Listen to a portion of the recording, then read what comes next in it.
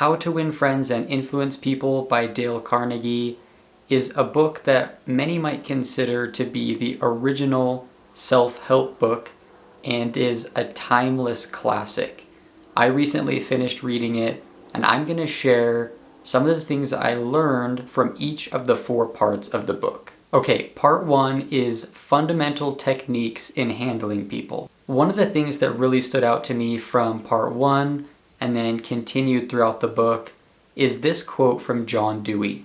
He said that the deepest urge in human nature is the desire to be important. So everyone has dreams and aspirations and goals. Everyone wants to be someone. And people get their feeling of importance in different ways. Some people want to be liked, some people want to be known, others want to be feared. But everyone gets that feeling of importance in a different way. And Dale Carnegie talks about 2 different examples of that a couple pages later after that quote.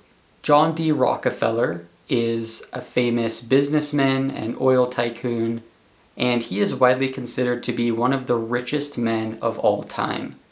If you adjust his net worth for inflation, then he has a higher net worth than Elon Musk. Then, on the other hand, you've got John Dillinger, one of the most notorious gangsters in American history, a man who robbed multiple banks and broke out of prison at least 2 times.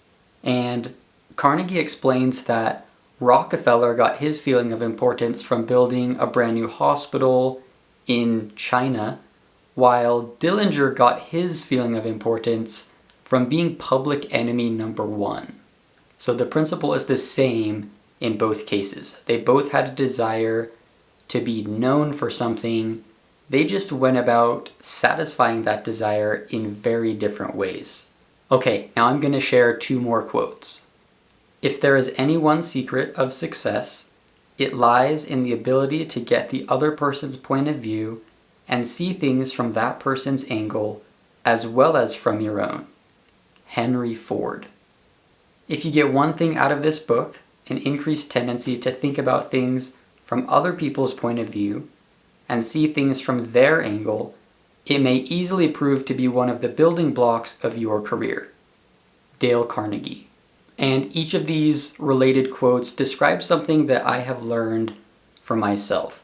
Whenever I approach a situation, I try and think about what the other person is thinking or seeing. And this is especially helpful in a situation where I may initially be frustrated or irritated. And this is especially helpful both in personal conflicts and in business because many people only think about themselves and they approach every situation from their own perspective and don't think about the other person at all.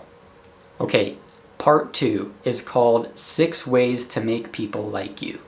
Carnegie says, you can make more friends in 2 months by becoming interested in other people than you can in 2 years by trying to get other people interested in you. It is the individual who is not interested in his fellow men who has the greatest difficulties in life and provides the greatest injury to others. It is from among such individuals that all human failures spring. So there are a lot of people who start businesses or YouTube channels or other ventures like that, and the sole purpose of them starting this thing up is to lift themselves up. They maybe want attention, they want money, and generally you can tell when somebody making content or running a business has this mentality just because of the way they act, the way they treat their audience or their customers. People are pretty perceptive and they can tell where your priorities lie. And one of the biggest things that people miss is that you don't become successful by focusing on success itself, but focusing on the people that you are serving. And when you do that, then the success will follow. And I can think of a couple great examples of this. As far as a content creator that does this, I think of Alex Hormozy. He teaches people how to run, grow, and build businesses, and he gives away all of his knowledge for free. And you can tell that he really wants to help people because he was already worth $100 million when he started creating content, and so clearly he was not in it for the money, because you can make a lot more money doing what he does with acquisition.com than you can just running a YouTube channel. Another example from business is Elon Musk. Love him or hate him, every single one of his businesses has been started with the goal of solving a problem and making the world a better place. He has never been solely focused on money, and as he has kept his focus on making the world a better place, then money has followed.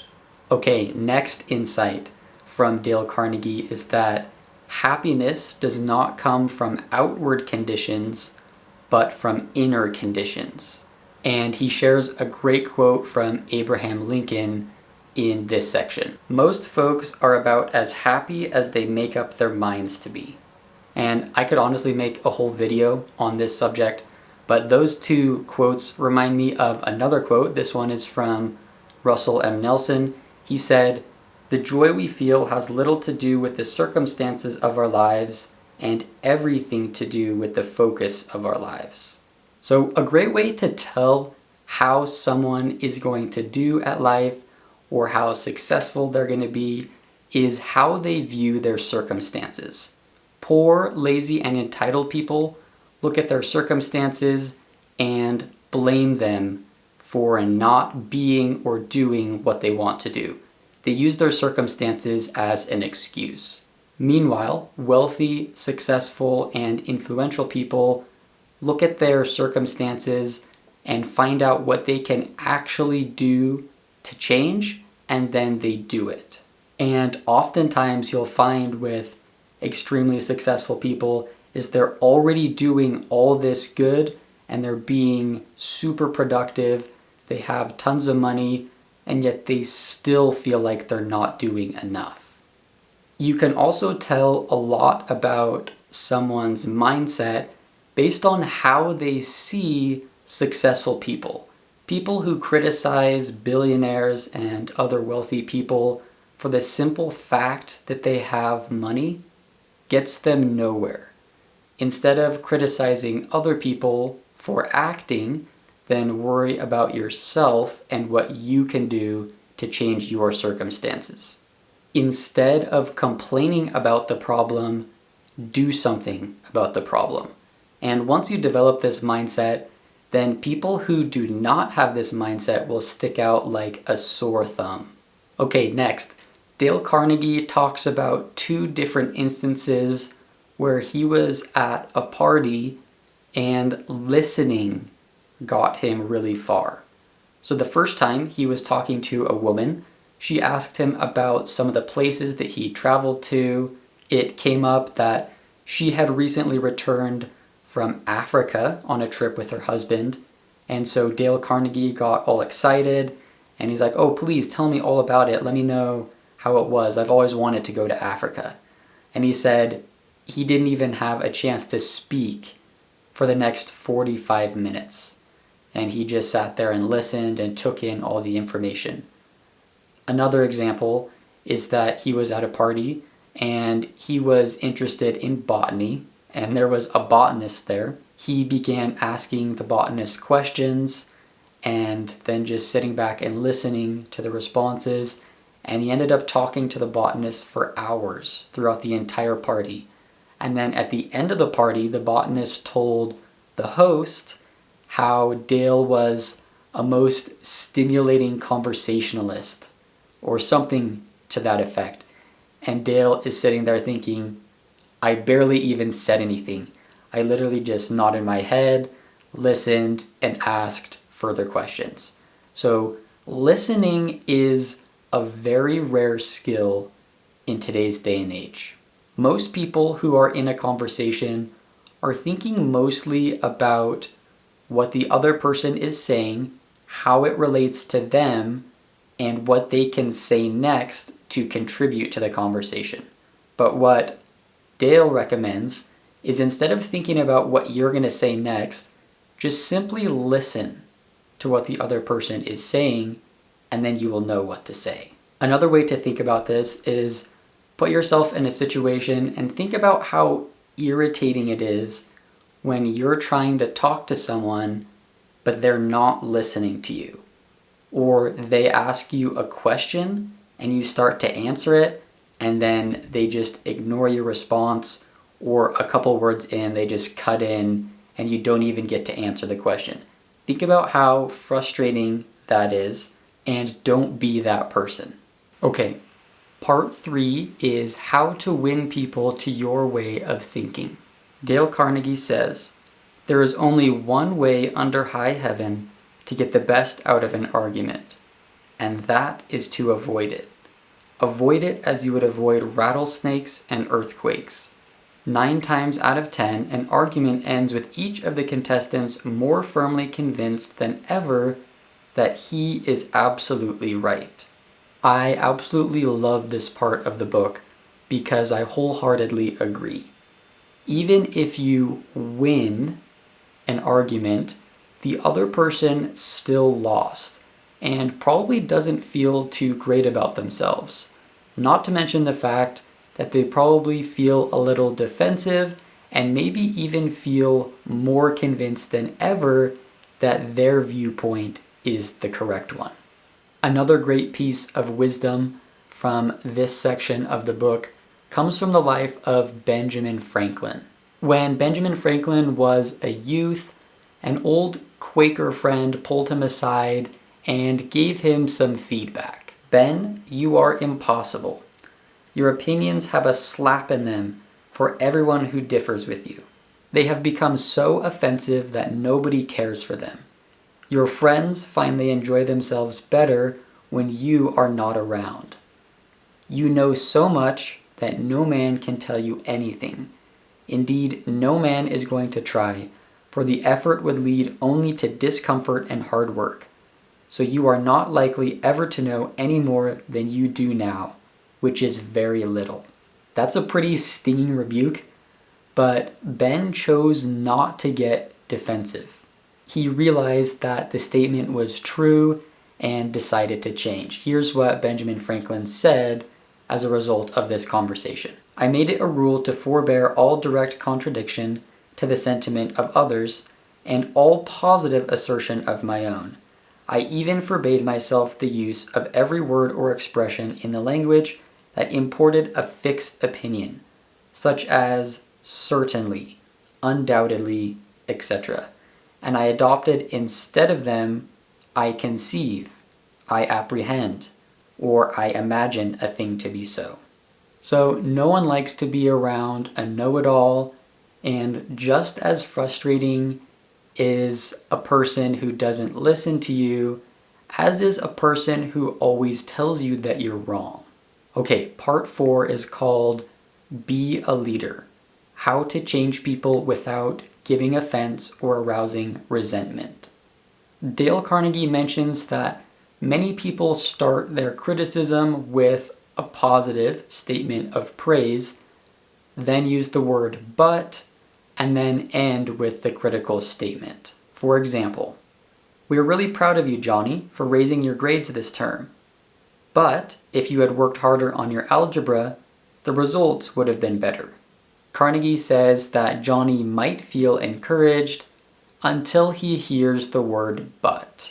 So he recommends, instead of giving praise, then saying but, and then giving criticism, replace the word but with the word and. So for example, "We're really proud of you, Johnny, for raising your grades this term. And by continuing your same conscientious efforts next term, your algebra grade can be up with all the others." So this is something that drives me crazy when people do it to me, especially if they use the same phrase every time. So saying like, "I love you, but," or something like that. I'm the kind of person that actions speak much louder than words. So you can tell me something a billion times, but if your actions do not back up your words, then your words will just start meaning absolutely nothing to me. I'm the kind of person that needs you to show me that your words mean something, and then they will start meaning something to me. And I'm sure I'm not the only person that is this way.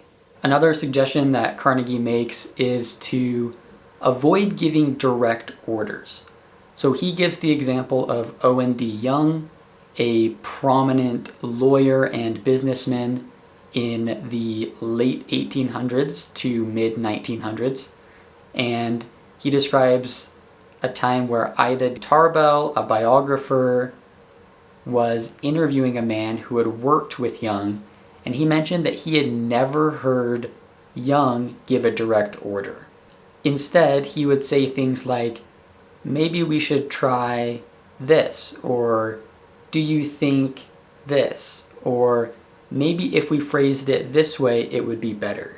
The short of it is that no one likes to be told what to do or ordered around.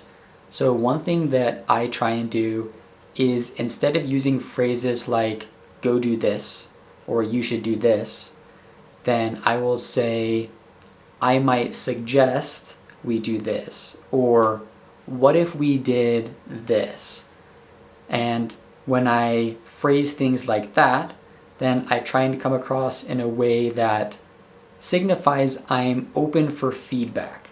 Most of the time when I make a suggestion, I don't know if it will work. I'm just bringing it to the table so that it can be presented for discussion, and then if it doesn't work, we'll throw it out. If it does work, let's roll with it. Another thing that Carnegie suggests is praising improvement instead of criticizing people when they fall short. Basically, the idea is to give positive reinforcement.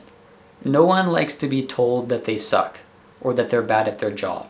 So instead of calling out where they fell short, you praise where they do well. So for example, my wife has a goal to eat healthier. And I have found that if I call her out when she maybe slips up or something like that, it usually doesn't go as well as if I praise her when she is doing well. So don't focus on the negative, focus on the positive, because people like to be told when they're doing well. Okay, and then the final thing that stood out to me from part 4 has to do with a mechanic. So he had a very good reputation of doing great work, but then slowly his work started slipping. He started taking a little longer than normal and maybe making some mistakes here and there. And so his boss came to him and he explained, look, you are a fine mechanic. You do great work. You've built up a great reputation, and people often give compliments about the work you've done. That being said, you have started to slip a little bit, and so we need to do something to fix this. The mechanic said, oh, I didn't even realize that I was slipping up. Thanks for letting me know. And then over the next few months, he corrected the behavior and there were no more problems.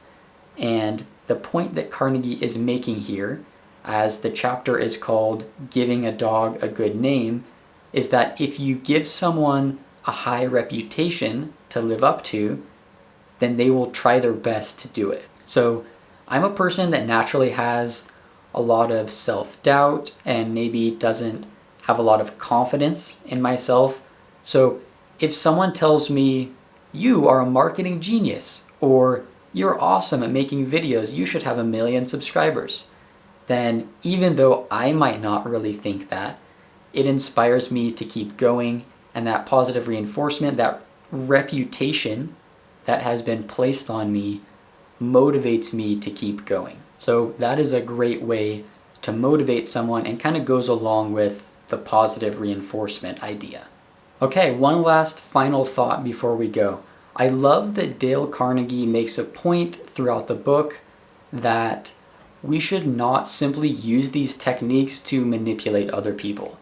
The point is to teach us how we should change and become better and actually truly embody the principles that are taught in here.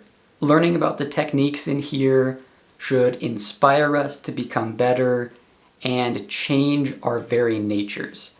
And as we do this, we will not only improve our own lives, but the lives of people around us. All right, thank you so much for tuning into this video. I hope that it provided you with value. If it did, please consider subscribing to the channel and leaving a like on this video, as that really does help me out. Also, let me know if you like videos like this. If you like these kind of book review videos where I talk about what I learned, if you like them, please let me know down in the comments. And if you don't like them, if you want me to make other content, please let me know that too. But anyways, thanks again for watching, and I will see you guys in the next video.